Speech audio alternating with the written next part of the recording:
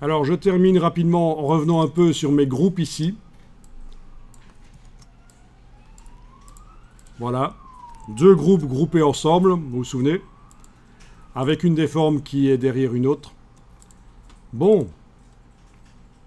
Avec l'outil Flèche Blanche Plus, je vais sélectionner, clic, clic, le groupe de gauche. La palette des calques peut vous servir. Menu Fenêtre, Calque. Allez-y, menu Fenêtre, Calque. Agrandissez la palette si nécessaire. Oui, il faut l'agrandir, par sa petite case en bas à droite. La vignette est minuscule, on va la faire plus grande. Comme dans Photoshop, pour ceux qui connaissent. Il ne faut pas tout faire comme dans Photoshop, dans Illustrator. Par exemple, tout à l'heure, certains ont vu que... Oui, vous avez tous vu qu'on a utilisé les couleurs du nuancier. Mais certains qui connaissent Photoshop se sont peut-être dit « Ah tiens, mais si on double-clique là-dessus, on peut aussi modifier la couleur. » Oui, mais non, c'est pas bon dans Illustrator.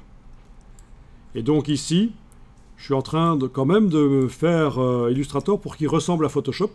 Donc, c'est le contraire du nuancier, où je disais qu'il ne faut pas faire comme dans Photoshop, il ne faut pas double-cliquer là-dessus, c'est pas bon. Ah, c'est pas bon, non, c'est pas bon parce que ça ne crée pas des couleurs globales. Quand on les applique sur plusieurs objets, on ne sait pas modifier la couleur de tous les objets d'un coup. Eh oui. Alors, menu de la palette calque, dernière ligne, option de panneau, autre. Vous pouvez indiquer par exemple, le maximum c'est 100, voilà, 100. OK. Et voilà, on a des grandes vignettes. C'est trop en fait. On va mettre plutôt 50. Moi, je vais mettre 50 sur mon écran. 50, voilà. Voilà, et vous avez des vignettes qui ont à peu près la taille des vignettes de Photoshop. Et alors, qu'est-ce qui se passe si on clique là-dessus ?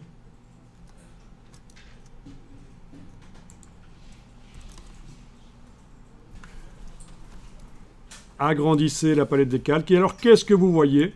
Mais vous voyez que le groupe actuellement sélectionné est montré avec le petit carré ici. Et dans le groupe, si vous déployez, vous avez deux sous-groupes. Je vais un peu élargir la palette des calques. Voilà, deux sous-groupes. Bon, ils s'appellent groupes, mais c'est des sous-groupes puisqu'ils sont dans un groupe général. Et là-dedans, vous avez les formes qui sont dans ce groupe-là. Et vous trouvez la forme qui est cachée derrière une autre. C'est laquelle ? Bon, c'est forcément pas la grande en losange chez moi. C'est un des deux rectangles là. Pour savoir lequel c'est, je clique sur la cible ici. C'est pas celle-là. Autre cible. C'est celle-là, oui. Et là, je peux la prendre par son bord et la bouger. Ou même la laisser derrière et me dire, tiens, je vais prendre la vignette et la mettre au-dessus du losange. Voilà, je déplace. Une ligne bleue m'indique où je vais insérer. Et voilà. Elle est au-dessus.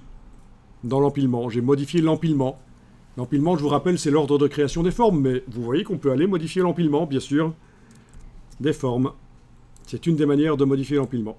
Donc, je voulais vous montrer ça. C'est que les groupes, on peut aussi les manipuler par la palette des calques. Par exemple, si je veux sélectionner uniquement le groupe de droite sans utiliser la flèche blanche plus, j'oublie qu'elle existe.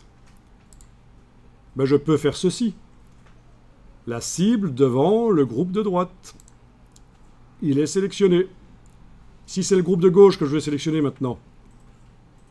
La cible devant le groupe de gauche. Il est sélectionné.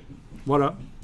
Donc, vous voyez, la flèche blanche plus, vous pourriez même ne pas savoir qu'elle existe si vous connaissez la méthode des petites cibles ici qui permettent de sélectionner des objets à travers un groupe ou un sous-groupe, éventuellement, quand il est groupé avec un autre groupe.